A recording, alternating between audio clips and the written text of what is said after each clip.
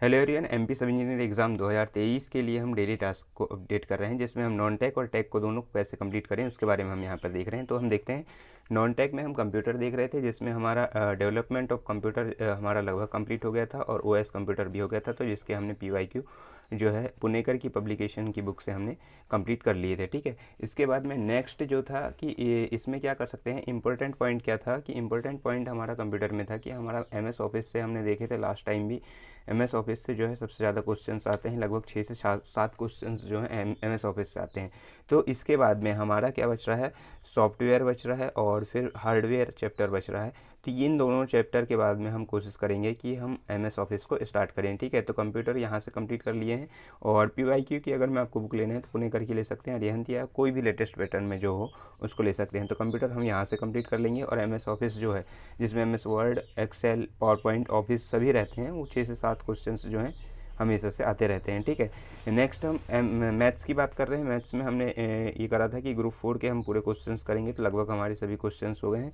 अब हमको करना है वनरक्षक के जो 16 वीडियोज़ बना के रखे हैं परफेक्शन एकेडमी में। अगर में आप जाएंगे तो वहाँ पर देखेंगे परफेक्शन एकेडमी में, तो 16 वीडियोज़ हैं वनरक्षक के, तो उनमें से एक एक करके देखेंगे। तो आज कल के लिए हमारा वही टास्क रहेगा कि हम एक वीडियो देखेंगे और उसके क्वेश्चंस या नोट्स को जो भी है उसको बनाएंगे। ठीक है, तो मैथ्स में भी इंपॉर्टेंट पॉइंट वही है कि हमको पीवाईक्यू पूरे देखना है। पीवाईक्यू पूरे कौन से देखना है, जो भी 22-23 में हमारे पूरे हुए हैं ना, 22-23 में जो भी हुए हैं, चाहे वो एक्साइज का हो या फिर पुलिस के हों, पुलिस के 22-23 के भी हों और 21-22 के भी हों। ठीक है, और वनरक्षक और जेल पहली संयुक्त रूप से जो हुई थी, और ग्रुप 2 सब ग्रुप 4 जिसमें पटवारी संयुक्त रूप से थी, तो उसके भी क्वेश्चंस करना है हमको, सब इंजीनियर के भी क्वेश्चंस करना है। और आपको एक और बात बता दे रहा हूँ, ये सभी क्वेश्चंस जो हैं आपके ऑफिशियल वेबसाइट MPESB की ऑफिशियल वेबसाइट में जो है अपलोड किए जा चुके हैं, वहाँ से आप डाउनलोड कर सकते हैं। ठीक है, टेक्निकल का जहाँ तक बात करें, टेक्निकल का कैसा क्या है, तो टेक्निकल में हम एरीगेशन देख रहे थे। एरीगेशन में हमने चर्चा करी थी कि जो एजुकेटर हैं, 2 एजुकेटर की हमने चर्चा करी थी कि भाई उनके वीडियोज़ देख रहे हैं हमको, जिसमें हमने एरीगेशन में हमने डिस्कस किया था कि तनुजा सिंह परमार के हम वीडियो देखेंगे। उसमें 6 वीडियोज़ हैं, उनकी प्लेलिस्ट भी बनी हुई है, देखना। और एक संदीप जानी सर हैं, उनकी भी बनी हुई है, उनके 10 वीडियोज़ हैं। तो हमने अभी तक इनके 4 वीडियोज़ देख लिए हैं और इनके 3 वीडियोज़ देखे हैं। ठीक है, तो इन्हीं में इनका जैसे शॉर्ट नोट्स मैंने बनाया है उसके हिसाब से मैं बता रहा हूँ कैसे बनाया मैंने। जैसे यहाँ पर आप इरिगेशन का देख सकते हैं। इरिगेशन की डेफिनेशन दी गई है कि ब्रांच है साइंस जो कि आर्टिफिशियल मेथड है वाटर सप्लाई करने की फील्ड में। ठीक है, कंसर्न क्या क्या रहते हैं हमारे कि when, how much, how long, मतलब कब देना है, कितना लंबा देना है, एडवांटेज डिसएडवांटेज है। इसमें क्वेश्चंस आए हुए थे कि एडवांटेज का दे दिया था, उनमें जो है पॉइंट्स बना कर देता है और अरेंज करना रहता है कि ABCD इनमें से कोई नहीं, इस प्रकार से है ना। क्लासिफिकेशन एरिएशन हम जानते हैं, सरफेस और सब सरफेस 2 प्रकार की होती हैं। सरफेस मतलब ऊपर पानी, सब सरफेस मतलब ग्राउंड लेवल के नीचे पानी। ठीक है, सरफेस में लिफ्ट फ्लो, फ्लो में पेरिनियल फ्लड और पेरिनियल में डायरेक्ट और स्टोरेज। डायरेक्ट अपन जो मेन कोर्स रहता है या मेन सोर्स है वाटर का, उससे डायरेक्ट अप्लाइड कर देते हैं कहाँ, अपनी फील्ड में, और स्टोरेज में डैम या बैराज बनाकर उसमें अप्लाई करते हैं। मेथड वाटर डिस्ट्रीब्यूशन की free, wild, border, furrow, check, sprinkler, basin और ड्रिप ट्रिकल मेथड, जिसकी सबसे जो एफिशिएंसी है, वाटर एप्लीकेशन एफिशिएंसी सबसे ज़्यादा हाई रहती है। ठीक है, इसके बाद में हमने क्लासिफिकेशन ऑफ वाटर इसमें डिस्कस किया था, जिसमें saturation capacity, field capacity, OMC, TWT, PWT, इन सभी को डिस्कस किया था कि ग्रेविटी वाटर क्या होता है। तो ये वाटर जो स्टोर नहीं होता, वाटर स्टोर नहीं होता, ड्रेन आउट हो जाता है, ग्रेविटी वाटर कहलाता है। ठीक है, नीचे हो जाता है। कैपिलरी वाटर जो ड्रेन के बाद जो रुक जाता है कैपिलरी में, हमारे वॉइड्स में रुक जाता है, वो कैपिलरी वाटर कहलाता है। ठीक है, और ये ग्रेविटी के अगेंस्ट रुकता है। हाइग्रोस्कोपिक वाटर, अनअवेलेबल वाटर, या फिर उसको अनएक्सपेक्टेड वाटर कहा जाता है कि ये कोई यूज़ का नहीं रहता है। इस प्रकार से आप इसमें समझ सकते हैं। ठीक है, और इसी में जैसे ये सभी हैं, वाटर रिक्वायरमेंट, क्रॉप को कौन कौन सी 3 फैक्टर प्रभावित करते हैं, सॉइल का टाइप हो गया, क्रॉप का हो गया, स्टोरेज, ग्रोथ ऑफ क्रॉप हो गया, इस प्रकार से। ठीक है, क्रॉप सीज़न 2 प्रकार की होती हैं, खरीफ रबी 2 प्रकार की मेनली होती हैं, जो कि अप्रैल मई से सितंबर अक्टूबर, और रबी जो है सितंबर अक्टूबर से मार्च अप्रैल तक चलती है।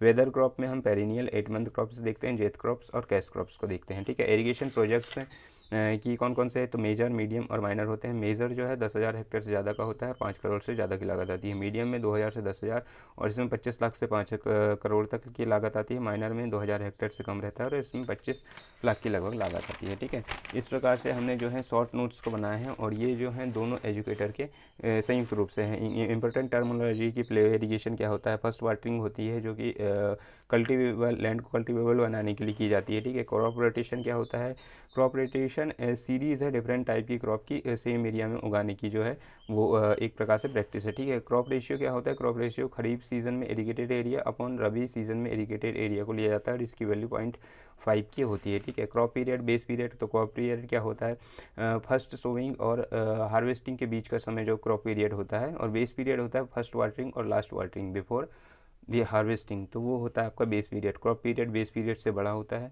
ठीक है, डेल्टा, डेल्टा क्या है, डेप्थ ऑफ वाटर है रिक्वायर्ड, और उसके जो बेस पीरियड में जितना डेप्थ में वाटर रिक्वायरमेंट हो रहा है वो है हमारा, और इसको मीटर या सेंटीमीटर से जो है प्रेजेंट किया जाता है। ड्यूटी क्या है, ड्यूटी है number of hectare land area can be irrigated crop growing the supply 1 metre cube per second में कितने हेक्टेयर, मतलब 1 क्यूबिक में कितने हेक्टेयर जो पानी है वो सप्लाई हो रहा है उसको यहाँ पर दिखाता है। ठीक है, ड्यूटी यहाँ पर दी है, डेल्टा दी है, शुगरकेन का 730, 120 डेल्टा है, मीटर सेंटीमीटर में मापा जाता है। राइस का है, वीट का है। ठीक है, relation base period delta and duty में होता है, delta is equal to 8.64 B upon D, और इसको मीटर से लिखा जाता है। अगर सेंटीमीटर में है तो ये 864 होगा। बस इस प्रकार से है। ये ड्यूटी इफेक्ट करती है किस किस पे, तो ग्रॉस नेट क्वांटिटी होती है ड्यूटी कोर्स जो मेन वाटर सोर्स है वहाँ से जो है ग्रॉस क्वांटिटी होती है, नेट क्वांटिटी होती है आपके फील्ड में जब आती है तब होती है। ठीक है, वाटर कोर्स के द्वारा आती है। उसके बाद क्या है, फैक्टर अफेक्टिंग ड्यूटी, कौन कौन से फैक्टर अफेक्ट करते हैं, rainfall, cross type, soil type, irrigation efficiency, irrigation method, quantity irrigation, climate condition, ये सभी चीज़ें उसको अफेक्ट करती हैं। ठीक है, इरिगेशन एफिशिएंसी क्या कहलाती है, तो इरिगेशन एफिशिएंसी है डायरेक्ट डिफाइंड, मतलब वाटर कितना आउटपुट किए गए हैं और कितना इनपुट है, कितना यूज़ किया गया है और कितना डाला गया है, उसका जो रेशियो होता है वो इरिगेशन एफिशिएंसी किया जाता है और ये परसेंटेज में एक्सप्रेस किया जाता है। इसको इस प्रकार से लिखा गया है। ठीक है, वाटर कन्वेंस एफिशिएंसी वही है कि वाटर विच बीइंग सप्लाइड, कितना वाटर दिया गया और फाइनल स्टेज में कितना दिया गया और इनिशियल में कितना जो है वो सप्लाई किया गया, उसका रेशियो जो है वाटर कन्वेंस एफिशिएंसी होता है। वाटर एप्लीकेशन, कितना आपका रूट जोन को में क्वांटिटी जो है स्टोर है, रूट जोन में आपका कोई भी मान लीजिए ये प्लांट है तो इसके रूट जोन में कितना स्टोर है यहाँ पर और कितना वाटर सप्लाई किया गया है फील्ड में, उसका जो है वाटर एप्लीकेशन एफिशिएंसी जो है होता है। ठीक है, वाटर यूज़ एफिशिएंसी क्या होता है, water beneficial used by crop it's growth and water quantity delivered, तो यूज़ का है कि कितना क्रॉप ने यूज़ किया है और कितना आपने उसको डिलीवर किया है। स्टोरेज का है कि वही वाटर स्टोर कितना है रूट जोन में और कितना जो इरिगेशन से पहले कितना स्टोर है, रिक्वायर्ड है, आवश्यकता है स्टोर रूट जोन में स्टोर करने के लिए, तो वो आपका वाटर स्टोरेज एफिशिएंसी हो गया। ठीक है, तो ये हमेशा आते हैं, इनको जो है बहुत अच्छे से याद करना हमारे लिए ज़रूरी है। इफेक्टिव रेनफॉल क्या होता है, the portion of rainfall that is effective use for growth crop is term effective rainfall. तो इफेक्टिव रेनफॉल वही है कि जो इफेक्टिव यूज़ होता है प्लांट के लिए वो इफेक्टिव रेनफॉल कहलाता है। इफेक्टिव रेनफॉल को आरई से रिफरेंस एक्सप्रेस किया जाता है और टोटल रेनफॉल और प्लस लॉसेस जो भी लॉस होते हैं उसके बाद में वो इफेक्टिव रेनफॉल कहलाता है। इंपीरियल फार्मूला है जो रेनफॉल को फाइंड करने के लिए यूज़ किए जाते हैं। Effective rainfall is equal to 0.8 R minus 0.25 mm। तो जहाँ पर R जो इफेक्टिव रेनफॉल है 75 mm पर मंथ से ज़्यादा है और R क्या है, टोटल रेनफॉल है जो mm पर मंथ में यूज़ की जाती है। ठीक है, तो इंपीरियल फार्मूला है। इस प्रकार से आप शॉर्ट नोट्स के माध्यम से भी इसको समझ सकते हैं। तो ठीक है, तो ये था हमारा इरिगेशन और हमने जो कंप्यूटर और मैथ्स को समझे हैं तो उस प्रकार से हम यहाँ पर देख सकते हैं। ठीक है, तो कल के लिए हमारा वही टारगेट है कि हम कंप्यूटर में क्या करेंगे, कंप्यूटर में हम सॉफ्टवेयर को कंप्लीट करेंगे और जो मैथ्स में है हम वनरक्षक के जो हैं वहाँ का एक वीडियो उसको देखेंगे। ठीक है, और उसके बाद में हमारे यहाँ पर 4 वीडियो हो गए हैं तो इनके 2 वीडियो बचे हैं तो उनको वीडियो को देखेंगे, एक वीडियो यहाँ का देखेंगे और संदीप जानी सर के हमारे 3 वीडियो हो गए हैं तो वहाँ के हम 2 वीडियो लगभग देखेंगे, तो 5 वीडियो हमारे यहाँ के ख़त्म हो जाएंगे और 5 वीडियो हमारे यहाँ के ख़त्म हो जाएंगे। ठीक है, तो मिलते हैं नेक्स्ट वीडियो में, तब तक के लिए थैंक यू।